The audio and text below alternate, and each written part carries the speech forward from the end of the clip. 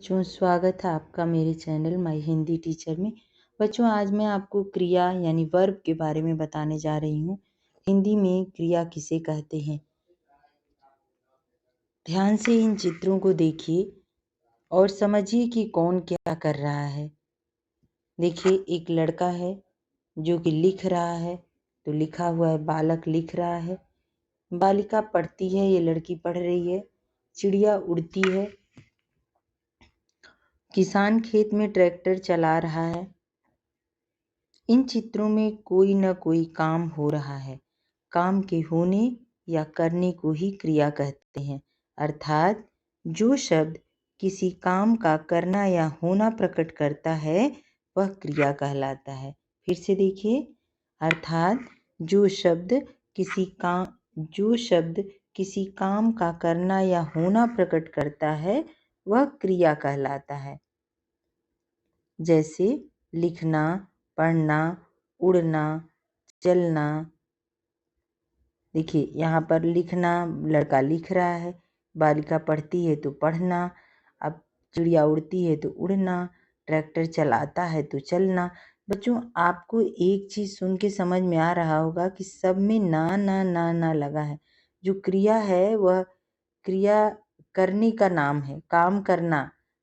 जो कोई काम हम करते हैं, खाना पीना, उठना बैठना, हंसना रोना, नहाना धोना, चलना, ये सारा कुछ क्रिया है। धातु देखते हैं बच्चों, रूट क्या है। क्रिया का मूल रूप धातु कहलाता है। इसी क्रिया के विभिन्न रूप बनाए जाते हैं। जैसे जा धातु से जाना, जाऊंगा, जाएं, जाएंगे आदि। दूसरा है लिख धातु से लिखना, लिखा, लिखूंगी, लिखेंगे। लिखना जो लिख धातु है, इससे जो भी शब्द बनेंगे ये सारी क्रिया हैं।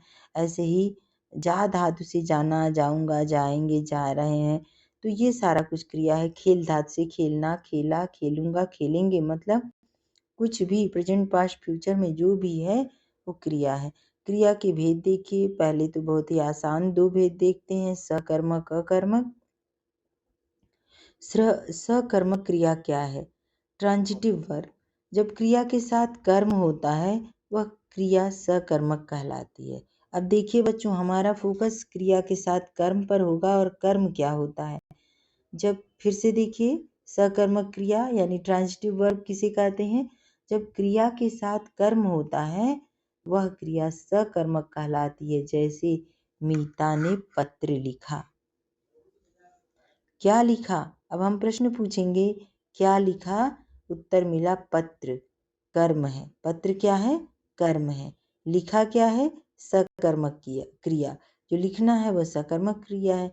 मीता ने लिखा, वो क्या था, पत्र। तो पत्र हमारा कर्म हो गया। नानी ने कहानी सुनाई। देखिए, नानी बैठी हैं, बच्चों को कहानी सुना रही हैं। नानी ने कहानी सुनाई, क्या सुनाई। हमने प्रश्नवाचक चिन्ह का प्रयोग किया, प्रश्न पूछा, नानी ने क्या सुनाई, तो उत्तर मिला कहानी। कहानी हो गया कर्म और कहानी और सुनाना हो गया क्रिया। अगला है, दर्जी कपड़े सिलता है, क्या सिलता है। प्रश्न हमने पूछा, हमको उत्तर मिला क्रिया, कर्म क्या, कपड़े। दर्जी क्या सिलता है, कपड़े, वह हो गया कर्म। सिलता है सकर्मक क्रिया। अब देखिए बच्चों, इसको क्रिया के साथ क्या या किसे लगाकर प्रश्न पूछना चाहिए। यदि उत्तर में वाक्य में है तो सकर्मक क्रिया है। यही सकर्मक क्रिया की पहचान है। अकर्मक क्रिया, इंट्रांजिटिव वर्ब क्या है।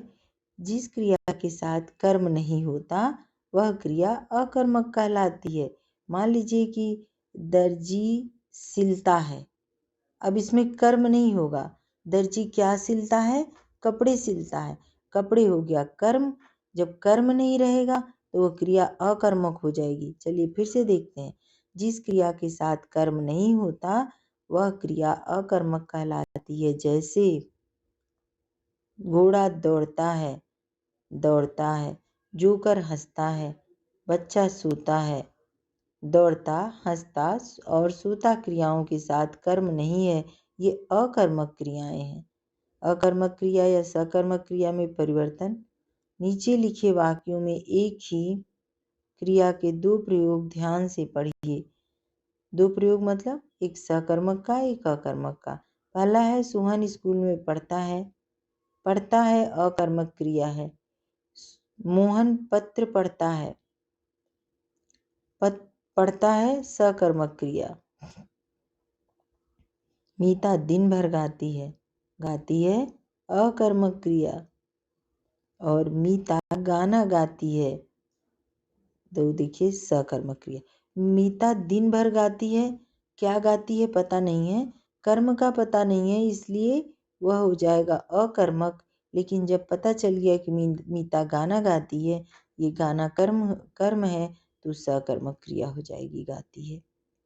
क्रिया के अन्य भेद देखिए, ये भी इम्पोर्टेंट है। संयुक्त क्रिया, जिस वाक्य में क्रिया शब्द के भीतर एक से अधिक क्रियाएं हों उसे संयुक्त क्रिया कहते हैं। जैसे लड़का खेलता रहता है। खेलता रहता है क्या हो जाएगा, संयुक्त क्रिया। और दूसरा है आदमी पहाड़ पर चढ़ता चला जा रहा है। अब देखिए, इन वाक्यों में क्रिया शब्द में एक से अधिक क्रियाएं हैं, इसलिए खेलता रहता है और चढ़ता चला जा रहा है संयुक्त क्रियाएं हैं। मतलब जहाँ दो क्रिया का संयुक्त मतलब जुड़े हुए क्रियाओं का प्रयोग होगा, वह हो जाएगा आपका संयुक्त क्रिया। प्रेरणार्थक क्रिया दूसरा है, जब कर्ता स्वयं काम नहीं करता बल्कि किसी दूसरे से करवाता है, तो वह प्रेरणार्थक क्रिया होती है। जैसे मोहन अपने पुत्र से पत्र लिखवाता है। पुत्र दर्जी से कपड़े सिलवाता है। ये देखिए, प्रेरणार्थक क्रियाओं के निम्नलिखित रूपों को ध्यान से पढ़िए और समझिए। क्रिया क्या है, लिखना। प्रथम प्रेरणार्थक लिखाना और द्वितीय प्रेरणार्थक है लिखवाना। क्रिया क्या है, जागना। प्रथम प्रेरणार्थक है जगाना और द्वितीय प्रेरणार्थक है जगवाना। जगवाना मतलब किसी और से जगाने के लिए कहना। और एक प्रथम प्रेरणार्थक है कि अपने से जगाना, और द्वितीय प्रेरणार्थक मतलब दूसरे से जगवाना। मिलना, क्रिया मिलना। प्रथम प्रेरणार्थक है मिलाना और द्वितीय प्रेरणार्थक है मिलवाना। क्रिया है पढ़ना। प्रथम है पढ़ाना और द्वितीय है पढ़वाना। सिलना, सिलाना और सिलवाना। अकर्मक सकर्मक क्रिया में अंतर बताएं, दो दो उदाहरण देकर समझाएं।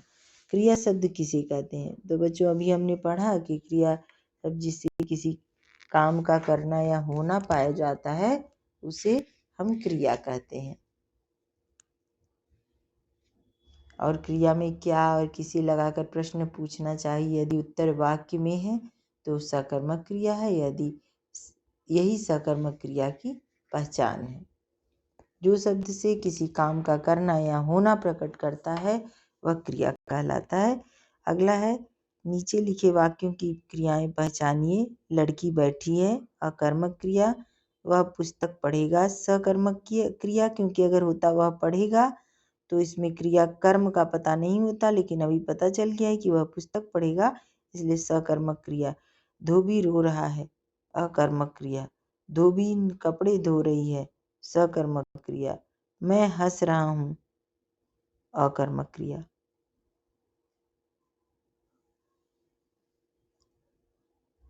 नीचे दिए वाक्यों में से संयुक्त क्रियाएं छाटिए।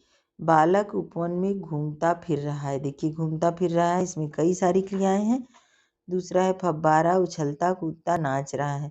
तो उछलता क्रिया है, कूदता, नाचना, रहना, तो ये सारी क्रियाएं। बालिका गीत गाती चली जा रही है। गीत तो कर्म है, लेकिन गाती चली जा रही है ये क्रिया है, संयुक्त क्रिया है। और क्यारी में फूल खिलखिलाते रहेंगे, ये सब संयुक्त क्रियाएं हैं। चलिए गाकर देखते हैं बच्चों, क्रिया क्या है। क्रिया काम का करना या होती है होना। जैसे खाना पीना, सोना, हंसना, रोना। कर्म साथ में हो तो क्रिया सकर्मक जानो। कर्म साथ में, नहीं तो सिर्फ अकर्मक मानो। क्रिया के जो 3 काल हैं उन्हें याद रखना, वर्तमान, भूत और भविष्य के प्रयोग करना। तो बच्चों धन्यवाद, इसको पढ़िएगा, समझिएगा और क्रिया के बारे में अधिक से अधिक जानकारी इकट्ठा कीजिएगा। धन्यवाद।